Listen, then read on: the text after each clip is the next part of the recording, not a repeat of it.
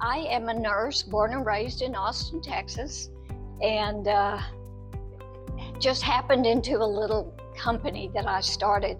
We just are celebrating our 25th year of being a company. So if you've started any business as a woman, you know how hard that is to do. The start for me was as a hospital nurse for St. David's when they didn't have an emergency room. It's a little community hospital back in the 70s.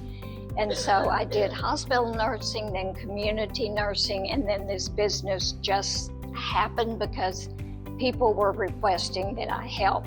Much the way probably some of you are in your industry now is because someone asked you a question and you were going to help them, and then it grew from there. So that's where the company is. I'll explain a little bit more about the company so you can know when to access it.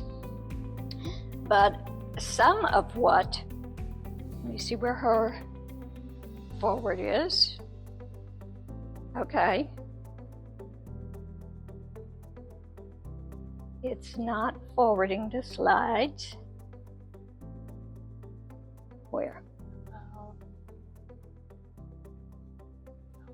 Okay, here's your planner versus your non-planner. This is actually how some of us are made as women.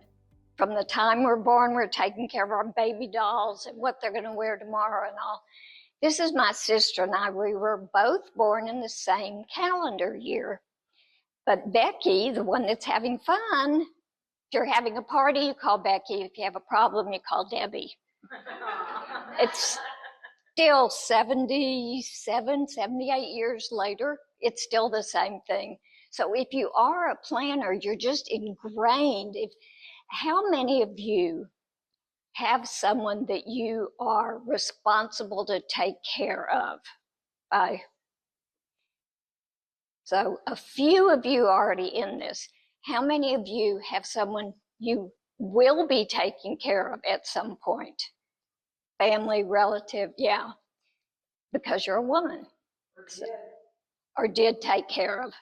Okay, so you're already in the perfect situation to understand what is involved in that, because they're all the little pieces. So I'll tell you a little bit about the company.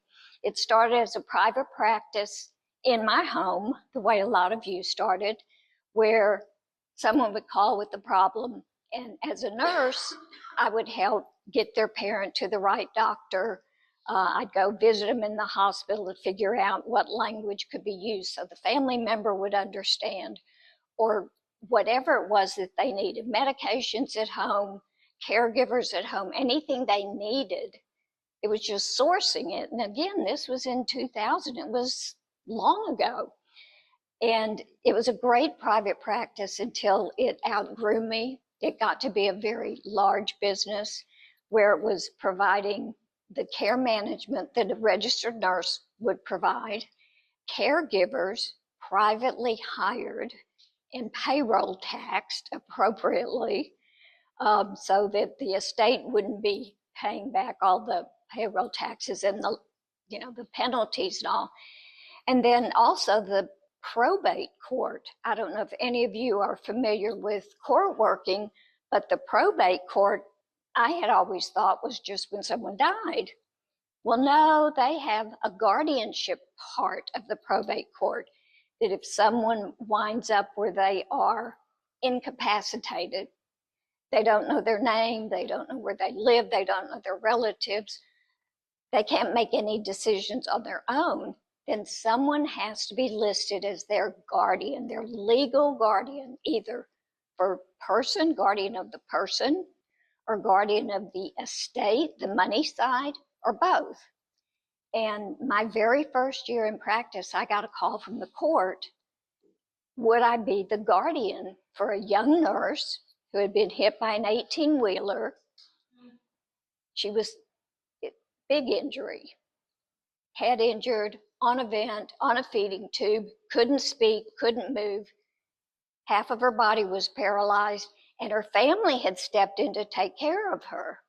However, when she started waking up, This was a woman, 30-year-old woman, who was so angry, she lashed out at her family. They had nothing to do with it, but they were now in charge of her.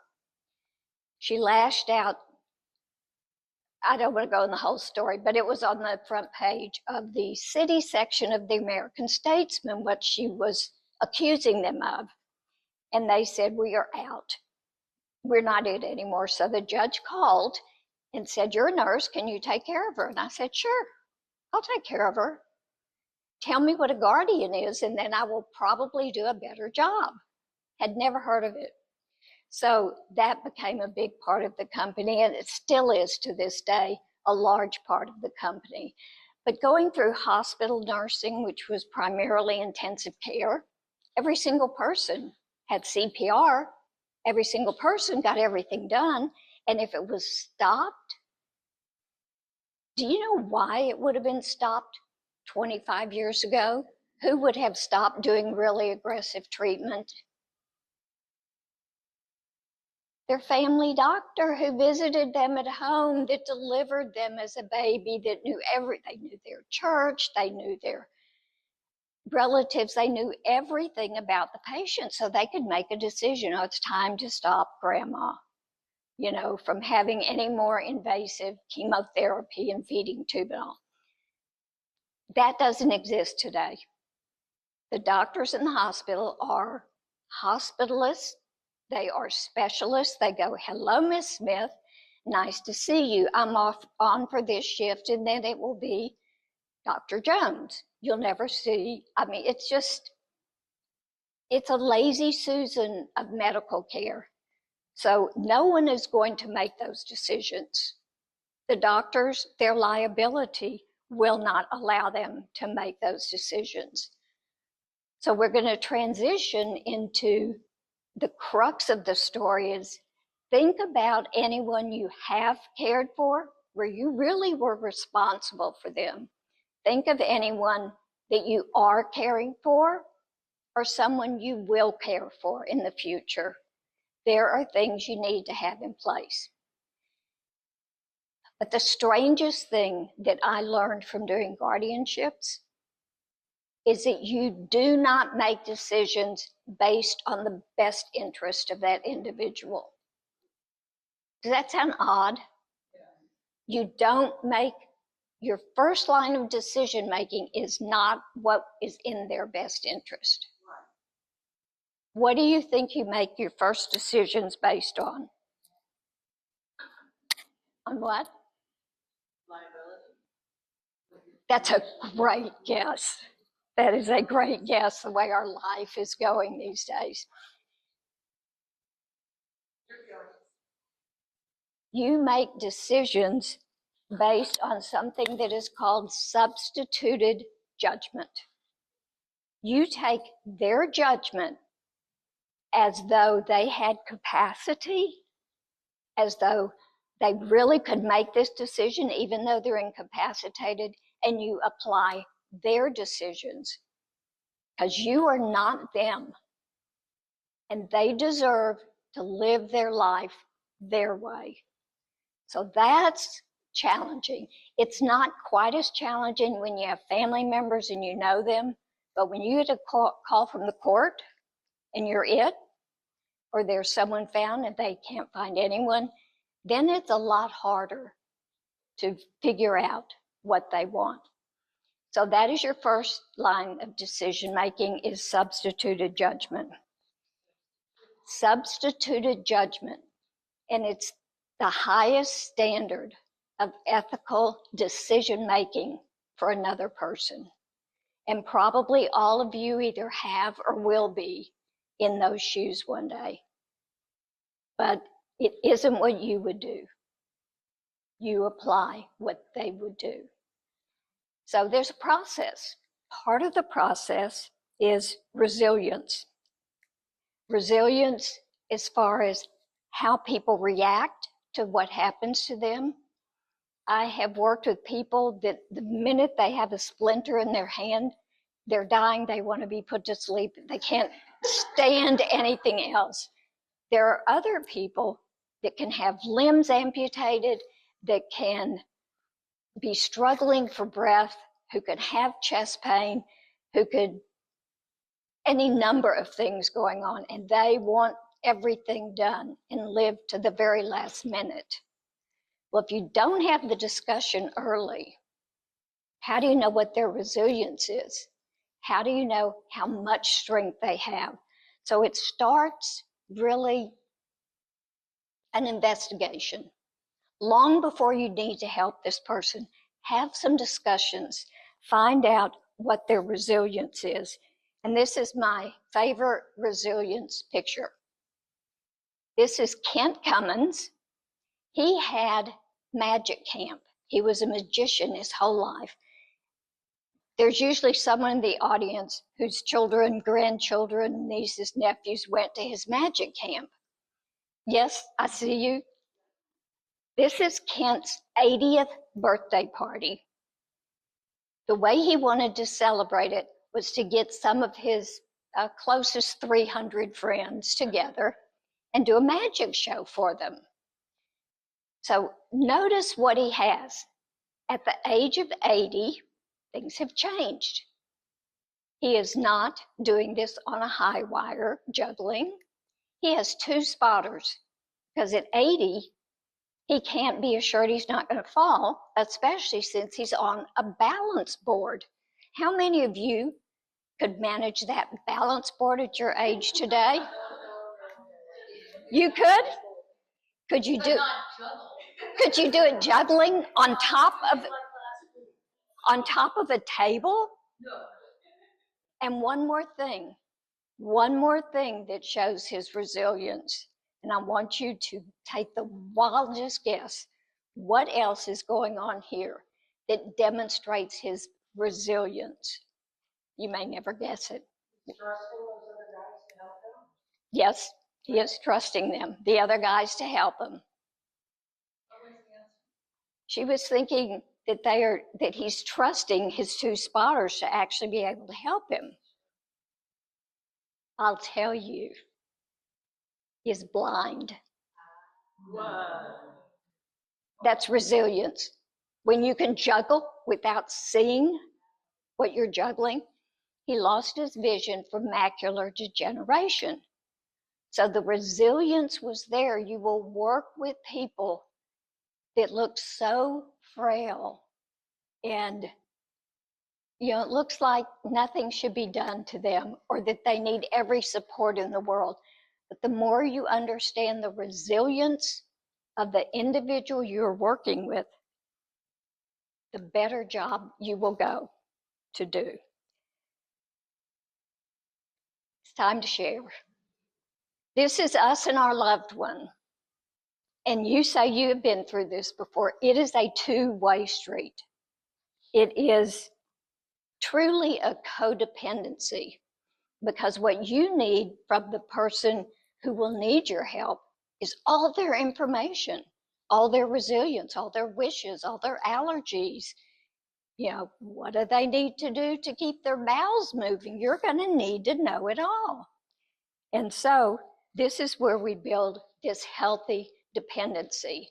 Not only do we need everything from them, they need us to be there for them, to go to doctor's appointments, to be a part of their life, to be listed, to be called. The dependency goes both ways, and it is easier now because of technology, and you've seen how easy it is to work. Well, if you and your loved one can put things in, or if you can put them in for your loved one, then you're going to have a record, because boy, does it change fast. And there are 3 stages, and this comes out of, I wrote a 2-book series. This comes out of the book, not really my ideas, but what my patients taught me and what my families taught me, because, as I told you, as a brand new, out of the house, one nurse working with families and patients, they taught so many lessons, many of them while their loved ones were alive, But some of them after the fact that said, you should have told me to do this and I could have done this. And yes, that's human, and every patient is different. So there are 3 stages. First stage is where you are. Every single one of you can take all of your information, your surgical history, your medical history, what kind of reaction did you have to that penicillin? You know, what is going on with you? Who are your providers? What is your insurance? You could put everything together and someone could pick that up along with your wishes that are in there, and they could do a pretty good job with you. So that is stage 1, where we're in complete control. Stage 2, I have some nice examples, but what I'm going to do is skip over some of the deeper things, and we can talk about it if time allows. But stage 2, does anyone have a family member that's a little bit confused? Can they still tell you what they don't want? No. That's stage 3, when they can no longer tell you what they want and don't want. Then they're in stage 3. So it's very, very hard to put together a plan that you know is using full substituted judgment, because you can't verify things. So if someone is at stage 1 and you know you are going to be in the batter's box for that person, start gathering, start developing that relationship. Stage 2, a lot of people in stage 2, that's probably the longest stage that we're dealing with this. They can tell us what they want and don't want. They can't put it together. They may be blind, like Kent. They may no longer be able to write or read. They may not be able to get to the attorney to do legal documents or to the investment person. So these are the 3 stages, and the earlier you start, the better. And I had seen so many wonderful things and a number of very tragic things that happened. So I sat down after I finally moved out of the house, and we had an actual real company with other nurses and other people hiring caregivers and doing payroll and all of that.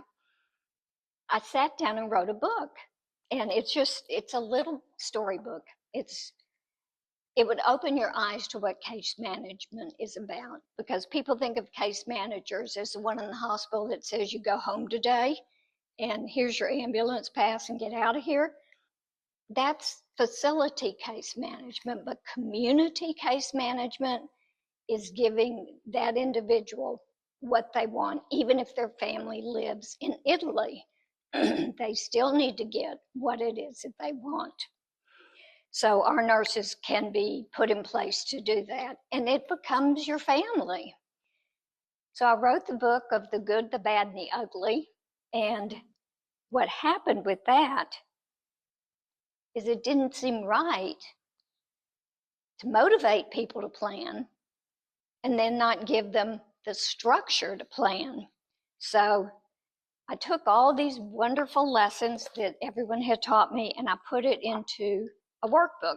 It's called a blueprint, and it's a blueprint of the pieces that I'm going to touch on, and I can send these around while I'm talking. They're on Amazon. Everything's on Amazon, and it's not digital, but the way DocuSigns are done now and the way the PDFs are done, you can take any part of that, put it on your computer, make it a fillable template, and you can do it on the computer. Pick out the pieces you want, what will have meaning, and use them free. I just want people to plan, because remember that little girl?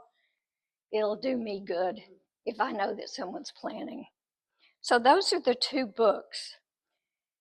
And they essentially list 4 parts of planning: legal documents, medical, financial, and personal. And I'll go into each one just a little bit. When I admit a new patient to service and we are going to care for this individual, I ask them first if they have medical documents? Do they have legal documents? And what do they tell me they have? Yes, they have the will. Do I care about the will? Not a drop. They're dead by then. What about the 20 years they're going to live? Who is going to care for them? Who has the legal authority to care for them? Who is it that will carry out their wishes because they have them in legal documents? Who can get their medical records? A wife can't necessarily get medical records in the hospital when her husband's there if that hospital had a bad experience. I have a 19-year-old grandson that 5 years ago was partying at UT on spring break on a balcony, fell 4 floors onto concrete, head injury, body injuries, head to toe. When his mother, my daughter, when she showed up in the ER, they would not tell her anything. She did not arrive with a HIPAA release. Who would think at 18 years old, you've got to have legal documents for your children? Every single person at the age of 18 needs legal documents. Yes. He was an adult. He was 19 years old. He was on his own.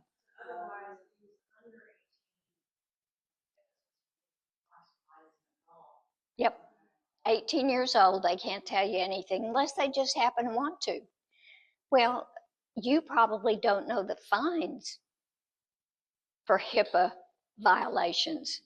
They're huge. And if the hospitals just had them and they say no one gets information without the HIPAA release, then that's what happens.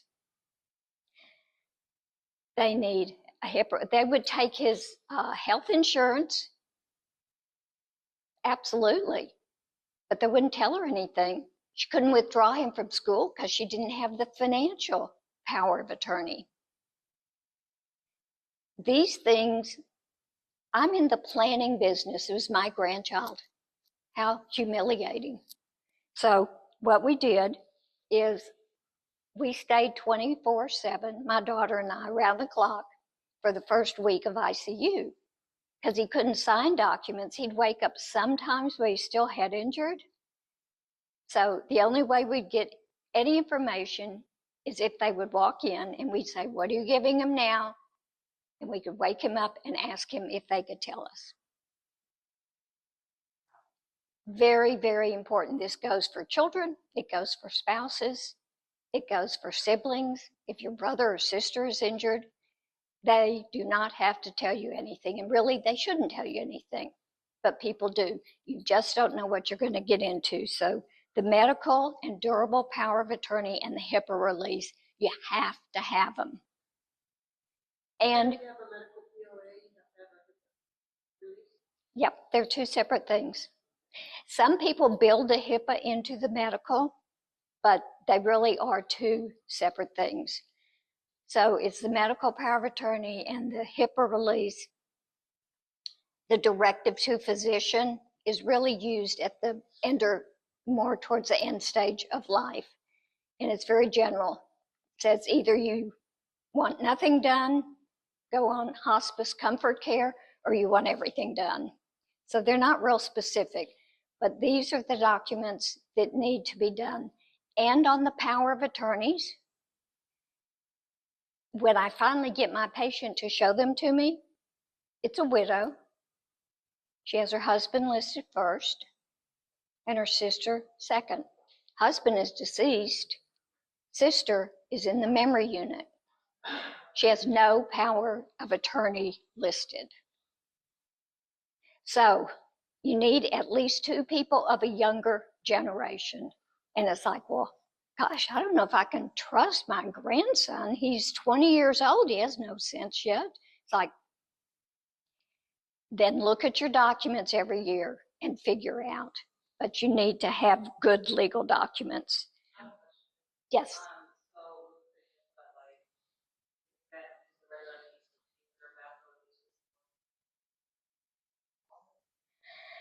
The HIPAA is tough.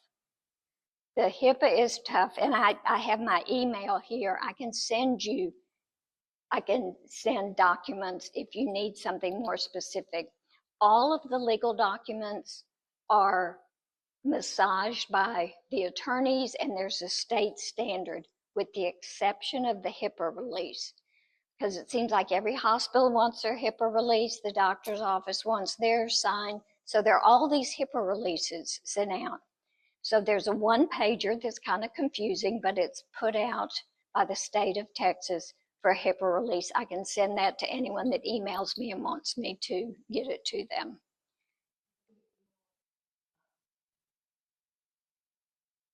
Yeah, any questions that come up that need to be emailed out to you, I'll do that so you can share it. So you can't go into the hospital and say, let me sign it now? You can. I mean, if you're capable. Case, the grandchild, your daughter couldn't go in there and say, well, give me a HIPAA form now and I'll sign that? Oh no, the injured person has to sign it. Her son had to sign it. In your course of your time, so when did the HIPAAs come out? 10 years ago, 15 years ago? No, it was more than between 20 and 25 years ago. Okay, so in the course of the last 25 years, this hasn't arisen and there's been no consequences, that still happens, and there's nothing that can be.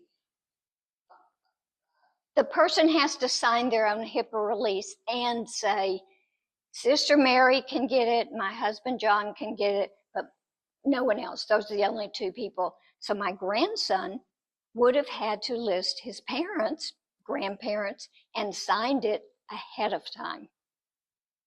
So when you go... 99% of the people in the world, in the United States, don't have that. No. Probably, right. So how is the medical community dealing with that? It just doesn't get done? It's up to them whether they share or do not share. It is up to them. You need to protect yourself and your loved ones. Couldn't you just establish that with your primary care physician? For his office, all doctors' office. Yeah, because the hospitals say that's why there is this one form that is, it's not a good form, but it is official state of Texas with the stamp on it. What if you're out of state? As long as you have it. Because if there's someone has a will from Nebraska and they move to Texas, it may not meet all the Texas code, but it still is a will. So you can't just be prepared. Like this stuff will have you prepared in case something happens, so you don't have to try to jump through hoops. yeah, because every place you go is a different HIPAA form that their legal department has approved. So if Sarah will email me, I'll get that to y'all, and you can, but fill out your own. If you go into the hospital, because if you have elective surgery, they'll have you fill it out at the hospital, who you can share information with. Those are a percentage of people. But when you're taking care of someone who's frail or elderly or confused, they're likely to be admitted through the ER, and you're not going to have them sign a document then. So those are easy to get signed ahead of time. Yes, did you have a question? I was just going to make a comment that I understand why they have those documents, because I have a brother, and if something happens to me, he's the only person, the only family member I have. I don't want him making decisions. So I kind of understand why they're picking it. But you need to find someone.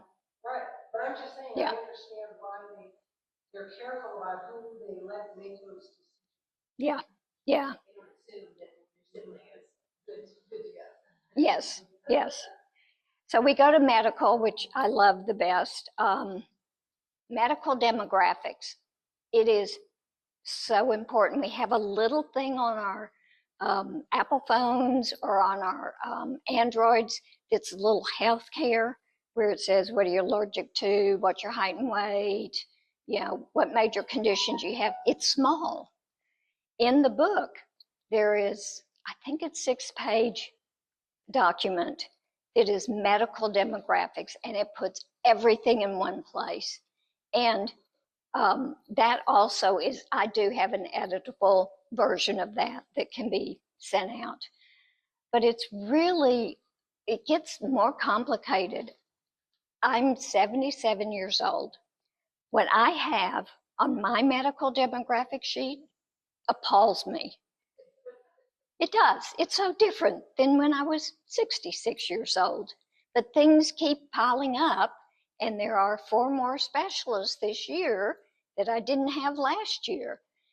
So you don't want your rheumatologist that gets brought into the hospital starting from scratch when you have one that has a huge medical history on you and can show everything that's been tried and failed and what you're on. So you build it a little bit at a time, and you can gather all the medical demographics together. The medical planning worksheet, I wish, it's a little bit bigger. It's in the book as well. It is not a legal document. This is for planning.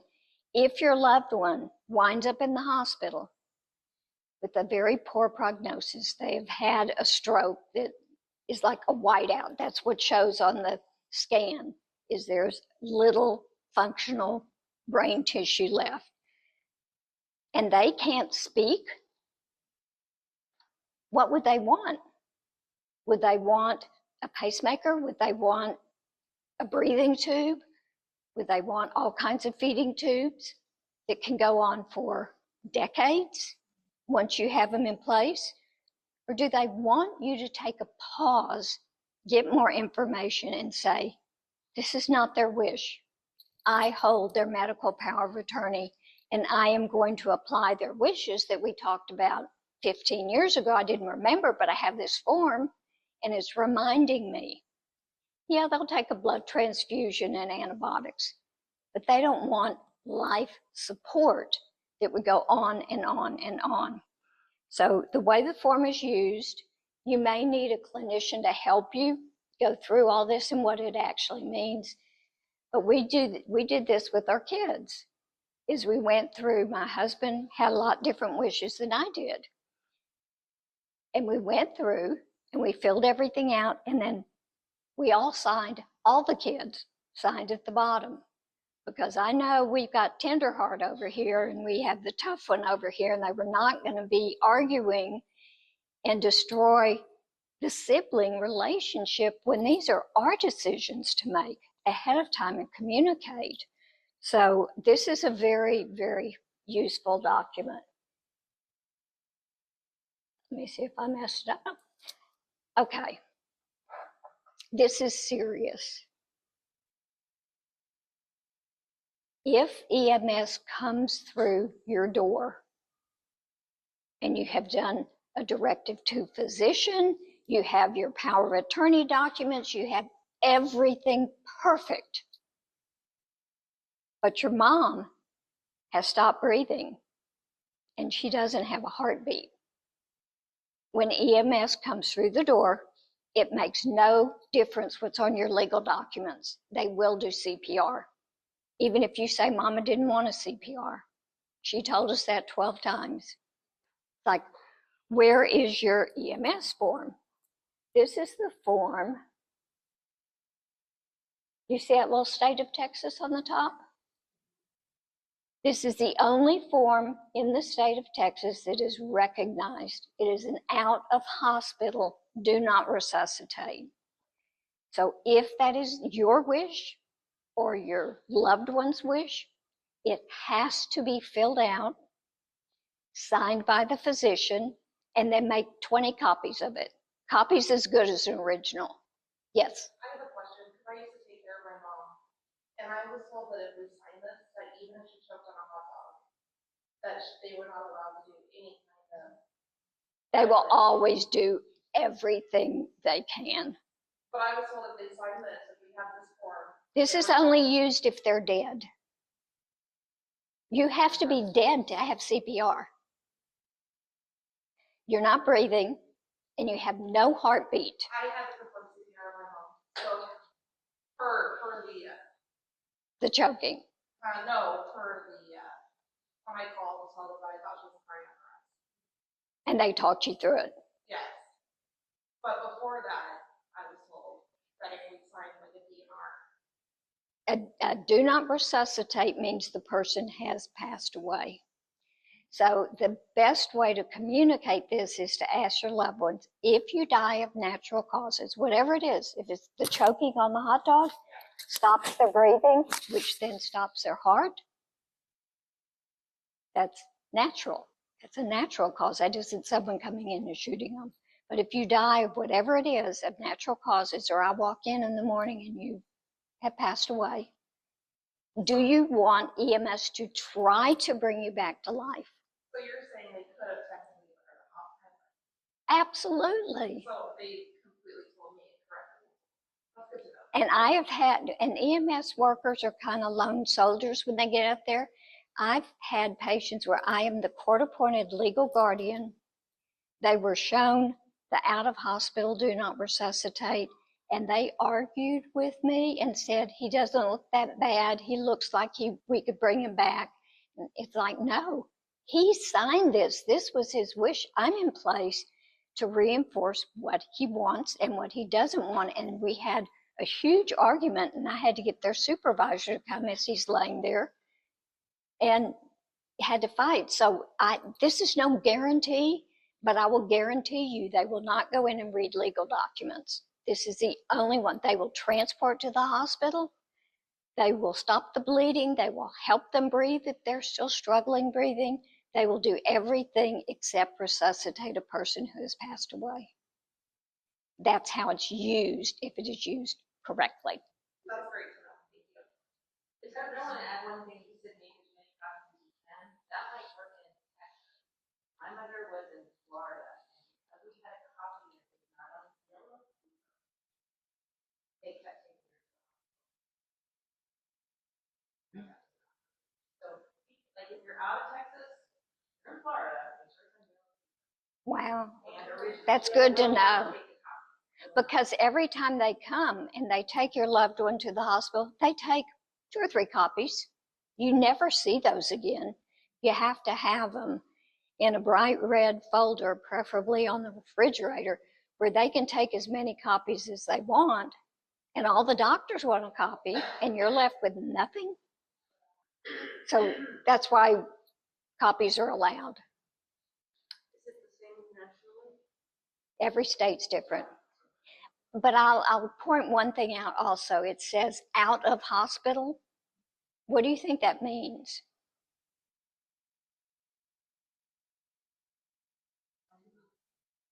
Yes. When you go through the doors to the hospital, this is no longer effective because it is just an EMS form. Because think about it. If you've broken your hip and you go to surgery and they put you on a breathing machine, you're on life support. So every single hospitalization has to be assessed for how sick the patient is. Are they in septic shock, or do they have a urinary tract infection that's early and can be treated? So every hospitalization, you have to talk with the attending physician to determine if they are a full CPR, no CPR, or something in between. There's a medical CPR where only medicines are given, but no chest compressions. There, you can give chest compressions, but no ventilator. So the hospital's more complicated. This is only for out of the hospital, whether it's a nursing home or a house or wherever it is. This is strictly out of hospital for EMS. So does anyone have questions about that? Because it always seems very unclear. And you can get this on the internet and print them out all day long. But now what did I do to it? Okay, I'm not going to go over this very much because y'all take care of the money of people. And it's very sensitive. No one wants to tell their kids how much money they have or how little money they have. They just don't want to share this. So I will leave it up to y'all to do that, except for one thing that I want to pass along. Dottie's story. Dottie had a big stroke, and the only one she had listed on her financial power of attorney or medical was her grandson, who loved her dearly and wanted to do everything and did everything right, except for the fact that Dottie had 12 checking accounts, because you only put a little bit of money in each bank. That keeps it safe, right? Because nothing's insured. So she had her household account, her travel account, her grocery account. She had all these checkbooks. Well, he was up to date, so he was going to put all on the computer. He consolidated all of the accounts. But he closed the account that received her Social Security and her pension, and where her Medicare was taken out of. Well, when Social Security sees the accounts closed, what do? You're dead. You don't need Medicare. When you're dead, you don't need a Social Security check. You don't need anything. Well, Dottie had a big stroke, was in the hospital for, I don't know, probably 6 or 8 weeks, and then was in rehab for months. It took them almost a year to prove to Social Security she was alive. All of her accounts were drained, paying cash for everything she needed. So just have people protect those accounts and never, ever, ever to have anyone close them. So you do need information about your family. You don't have to have the nitty gritty of how much, but respect those accounts. Personal, people can tell you their fears, their favorites. Their fears around death. Is the worst thing for them to do is to die alone? Or the worst thing is for someone to witness them dying? It's very different. People choose when they die, and they want you to know that. The fact that grandma all of a sudden is having GI problems and no one can figure it out, it's because grandma has always gotten her Bluebell ice cream before bed at night. She's never, why would she tell anyone? So these are those things that if you know, you will do a better job for those that you love. Obituary. How many of the husbands do you want listed in the obituary? You know, there are sensitivities here that when you care for someone and you ask them the hard questions, they're grateful for those. They truly are, because they know you are going to represent them. So it's all about the planning. And this is the last thing I came across not too long ago. So it has to do with living longer. And the people who live the longest, and this was an actual scientific study about what helps people to live to 100 and beyond and live well. And all the things I have hounded people as a nurse were at the bottom of the list. Yeah, made me feel real smart. Here you go. High blood pressure, obesity, exercise, cardiac rehab, all those at the bottom. Those are not the things that keep you alive. The things that do are the close relationships, the social integration. Because there are many, many people that want to live and die their whole life in their house, even when their spouse is gone, when their kids are overseas, when their neighbors have a bunch of little kids and no one comes to visit them. But social integration is not just socializing and playing bingo and having fun. It's having people in a community that know what your normal is. One of my friends, I live at Westminster. My husband and I moved there 3 years ago, and it was, we're going to do it because it's the right thing. It's a good facility. I so underrated the social integration of living in a community. And we have kids in town and grandkids and great-grandkids, and I thought it was just the right thing. You see, my husband's a a lot of heart problems. Anyway, one of my friends was walking down the hall last year, one shoe on, one shoe off, mumbling and bumping into the wall. Who saved her life? Was the maintenance man who had known her for years. He knew that Linda didn't mumble and bump into the wall. She was having a major stroke. He called the nurse, the ambulance, everything went quick. She went to the hospital. The neurointerventional radiologist put a little catheter up in her brain, pulled that clot out. She was fine. She walked home. It's the social integration, not just socially, but your family that sees you every day. You go to meals there. It makes sense that keeps people alive longer. I just had never, I'm clinical and I look at the clinical stuff, not the social stuff. So I thought this was fascinating and I've started sharing it with people that I meet with. This is our family, and every single year we have done this, 10 years now. We meet with our kids, go through our blueprint, tell them what's changed, what's new, what things we still want the regular way, we haven't changed our mind, and what things a little bit we might change. They have copies of everything. And 1 hour a year, we meet with our kids, not the other generations down, but just the kids, so that they hear the same thing. If you can get your power of attorney and alternates together, they all hear the same thing, your plan will be executed. So this is, you can do it at holiday time. We do it at that time of year where we give them little distributions, so they all show up. And I mean, for 1 hour a year, they can listen about the old folks. It's not too much. But the first time they were horrified.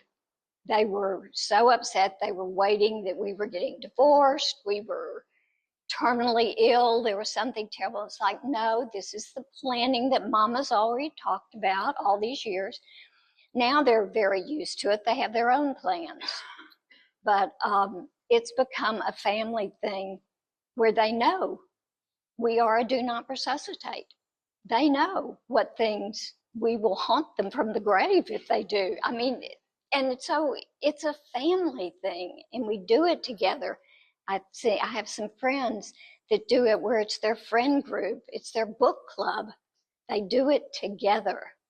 So that's what planning can be when you're looking at comprehensive planning. So I know you probably have some questions, but I hope you were able to hear me through the whole thing.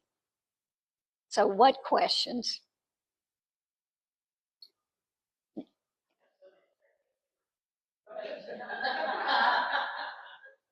I'll start with one. I know we said this a lot, and so this is maybe not your official, maybe it's your official opinion.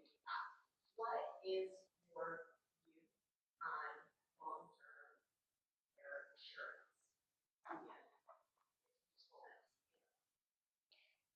I thought it was the greatest thing I'd ever seen.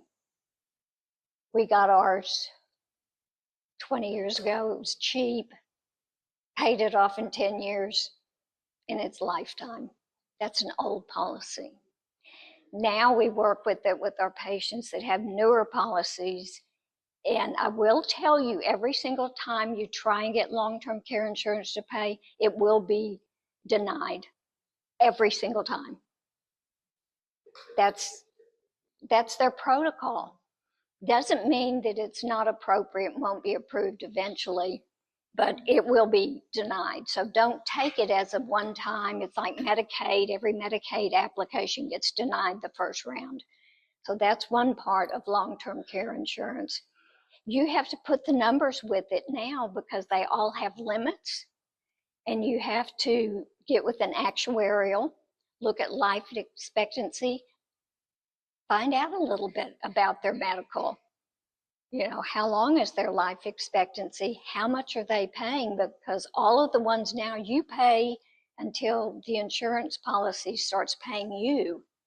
And then most of them stop with your monthly premiums. And it's a fight and it's a struggle. But when you get past it, if you have a good total amount, it's worth it. Because facilities are so expensive now. They're just crazy expensive. Just a comment, we've been looking into CCRCs and continuing care situation. And eventually the question comes up, do you have long-term care? And we said yes. And they go, oh, well then. Because then whatever the home or the retirement community is, they have some place to access.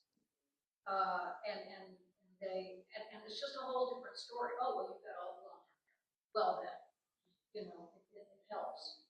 It's a very, very. Unless the person wants to stay in their independent apartment and have private caregivers, then the long-term care will pay for that. Most people, we're in a CCRC, and you know, we have the nursing home, we have assisted living, memory care, but it's kind of not our plan to go that way because we do have good long-term care insurance.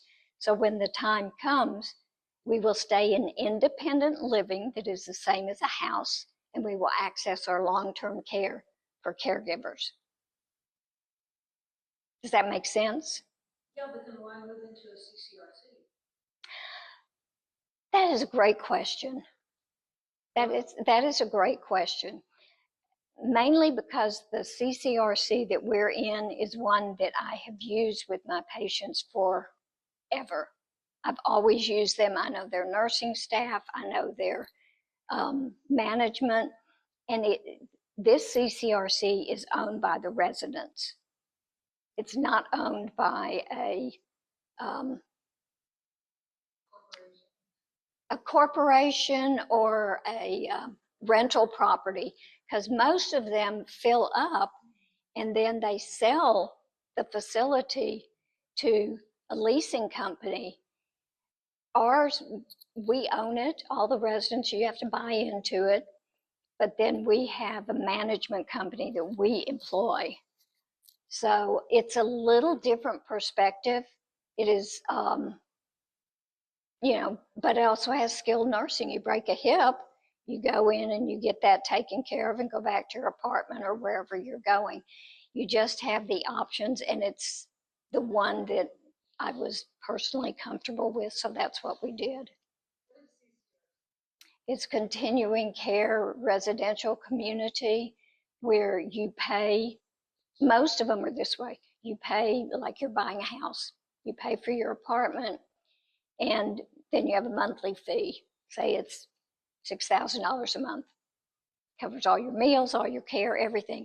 But then if one of you has to move to memory care, it's still the same rate. It doesn't change. The ones that are not continuous care, every time you move to another level or need more care, you're paying more.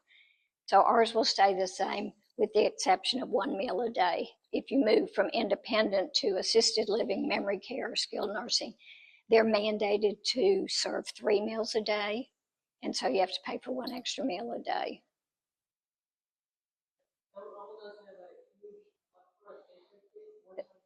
They do. They do. But that comes back. Yeah, that comes back to our kids. 90% is returned of our admission fee. So, yes. Can you talk a little bit more about making the decision to move into the facility, like what you had to consider between staying in your independent home and having people come to you versus moving? It was an interesting process, and that's a great question. Because what we did, we'd only lived in one house and brought up our kids there, and it was, you know, the big family house that everyone has, and we weren't moving out. But we took all of our expenses and we listed them all and were shocked by how much money we were spending every month. When you add up all, the yard, the pool, the electric, the cable, all these things, and put everything together, we were surprised how much we were spending. And so we thought, well, that's, if we sell the house and put the house money and we have what we have for income anyway, we're going to be pretty level with the same thing. So we made the decision when the new part of this facility started being built. They hadn't even broken ground yet. So we had 3 years for them to build it out, for us to get our act together and, throw everything away. But it was primarily between the time we decided to do it and we moved in, my husband had open heart surgery, but I was kind of tired of going back and forth in the ambulance alone. I mean, I know what's going on, but you get to a point where it's very unpleasant. So he's doing much better now. But it was still an excellent, excellent decision. And if you have people you're working with that just can't get mama out of the house and all, that's one of the things we do is we help people relocate. I don't know how many people we've relocated from out of state to Austin. There are facilities everywhere, and there are, tiny houses that can be built on your property. There are people that do renovations so your family can move with you. I don't recommend it, but I have seen people do it and carry it off beautifully. So, as long as people, when I was first a nurse, the thing that I thought was the biggest fear of patients, what do you think was as a nurse, my thought, this is the biggest fear that patients have? Dying alone. Yes. Being abused. That's a horrible thing.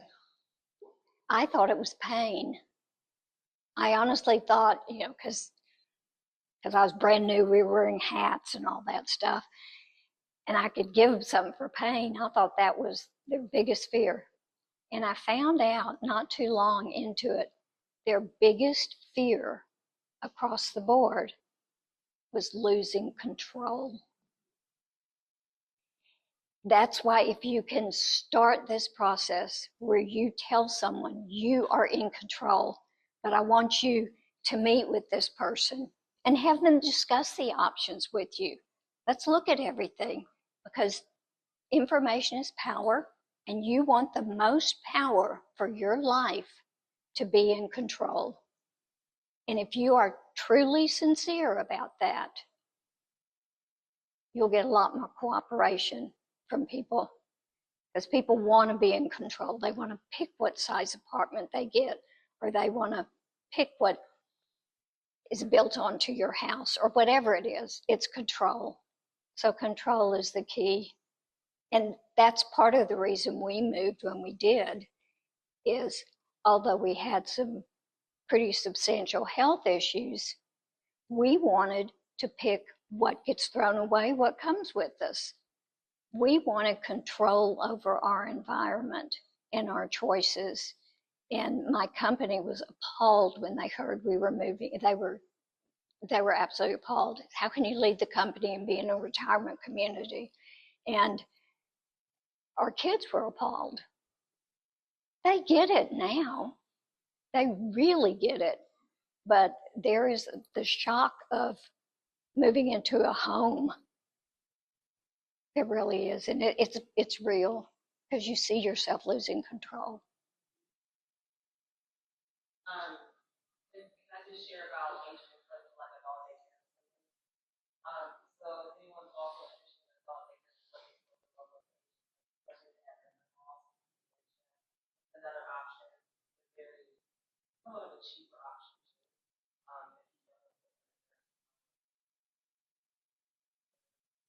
lot of times, What was it, Karen? Yeah, it's like you normally go to Monday through Friday, like 7 to 5:30. You go and drop them off there, and they get the breakfast, they breakfast, lunch, snack, they go home. And that's probably through Age of Central Texas. Yeah, yeah. And if someone's close, they'll actually pick them up and bring them. So that's much less expensive, considerably less expensive.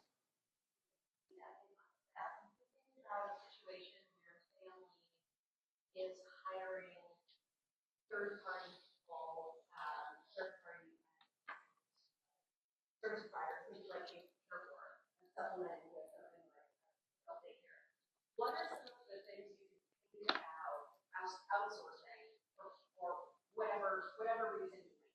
Like, what are some of the services that CareFor and companies like yours will provide for families? Well, a couple of the big things are medications go wrong, if they're not taking their meds, or they don't have someone to check on them. So caregivers are really important. They're very expensive. So if you can do a day out, if you can do a neighbor checking, if you can do, the neighbor's child that comes back from school, that's great. We also have some wonderful tech options for meds where the nurse can come by once a month and fill it's called a hero. And the hero dispenses the meds, gives you a little warning that you have meds in the cup, you take them. Doesn't matter how many times a day, but taking them wrong. And there's also, did I bring that with me? I've told you I would. Going to appointments with people and knowing what the meds are that they're supposed to take. This is where we've run into a lot of problems is medical appointments, because the person that's talking to the patient has their back to them, talking to the computer and typing, and they give them a script for a new prescription, or they say go by CVS and pick it up. They do. And then they're taking their fourth blood pressure medication because they didn't hear the others were to have been stopped. So we do a little series on maximizing medical appointments and how you, because it's 3 parts. You actually plan ahead of time, journal everything that's going on, get your questions in a line, go with them or get on the phone when they're there, and then you have your follow-ups, but it's all documented. It's all a part of the journal of that person surviving and doing well. So it's all this partnership.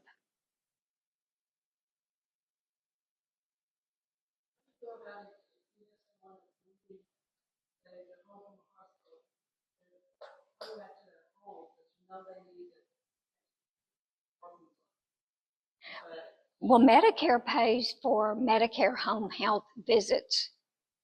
And that's where the nurse comes out, the physical therapist comes out, the occupational therapist. They come out and help them for a period of time.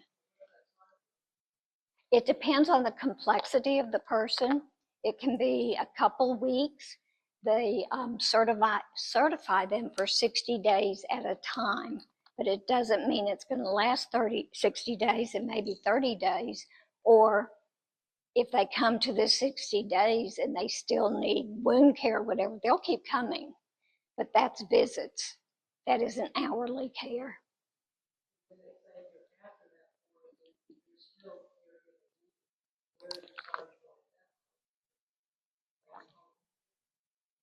That's where you call a private duty caregiver agency. But the prices now are anywhere, I think they average $35 an hour. And since COVID, you can't get caregivers to come out and just do a bath visit in the morning and then do a tuck-in visit at night. They're like, no, I need my 8 hours or I need my 12 hours. The cost of living is through the roof and people need a full day's work.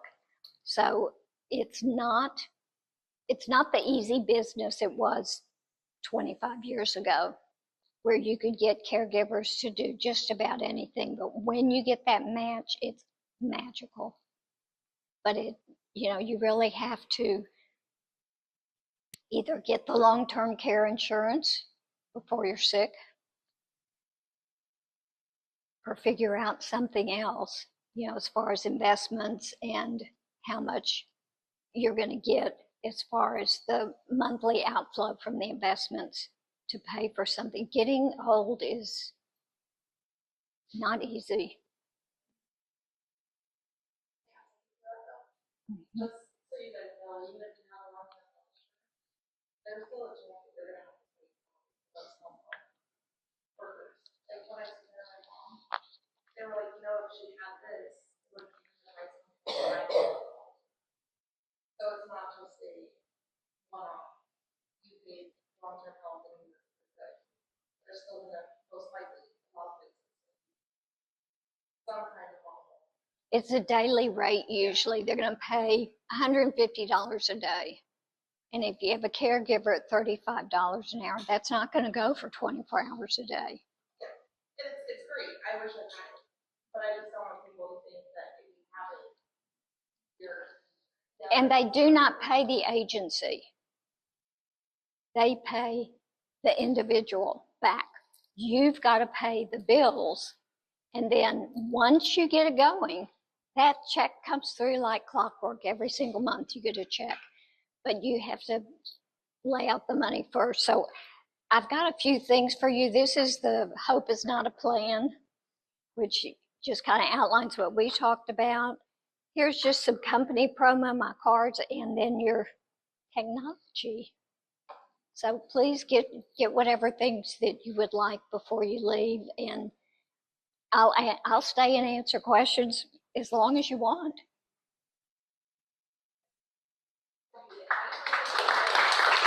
Yeah.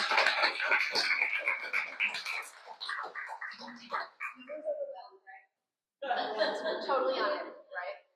It is such a blessing to have a resource on so many of these questions. So thank you for coming and getting the book and the workbook and all of these resources. We will send out the slide deck and some of the resources that Debbie mentioned, but I would encourage you to also grab a bunch of the info here and use. CareFor is an amazing resource for the community. They can answer a lot of questions. Every time I've asked a favor of someone from CareFor to do something like this, they've always responded. I think it's a really great resource. And my cell phone and email is on the card. You can call me anytime. It's my baby. That is so amazing. Well, there can be one little question that can make things a lot easier. So truly, that's a very sincere offer. Thank you so much. And then for everyone in the group, we're having our mid-year celebration. I think it's December 6th. So we're not going to do any heavy lifting. We're not going to talk about anything super important or heavy. We're going to play games and talk about some of our money wins and probably some of our money goals for next year.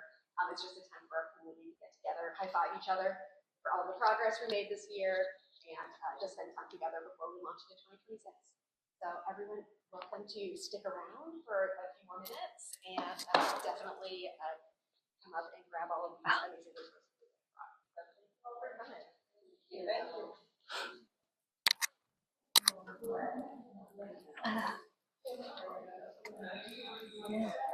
So how old were you and your husband when you moved into Westminster? 75 and 76. Okay. The 70s is the ideal age. Okay.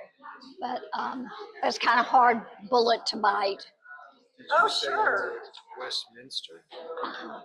Here in Austin, in Central Austin. Yeah, my wife and I looked at it, and it was the most honest of the four we had seen. Yeah. There was Longhorn, there And was Curencia. there was Buckner, and then we went to Westminster, which was the nearest. The long waiting line to get in now. But It's really yeah, but we love it. Do you have your books listed? It's on here. yeah, I think it's there. And how long have you been at Westminster? We have been there 3 years, and they You're in the independent. Yeah, it's fun. We just travel, shut the door, and go and do what we want to do. It's a nice way to live in any retirement community. I'm shocked. All these things, what we need is somewhere we can find. I think she's going to share the slide deck, and it's in the book. The books aren't expensive. As far as like, if you were in a situation, I mean, my situation is, it's just me. You know, I have relatives, but my closest relative is now passed away. So if I were in a situation to need caregiving in my home, would you all be in contact to start to say, Sure. okay? We Well, I mean, also, I'm not at that point yet, but you know. something else I didn't mention, we also do medical power of attorney. Not to take care of finances, but just if someone wants a nurse to have the authority, we set up CareFor as the medical power of attorney. As long as we have all your wishes. We're not going to make decisions. We're going to apply your wishes.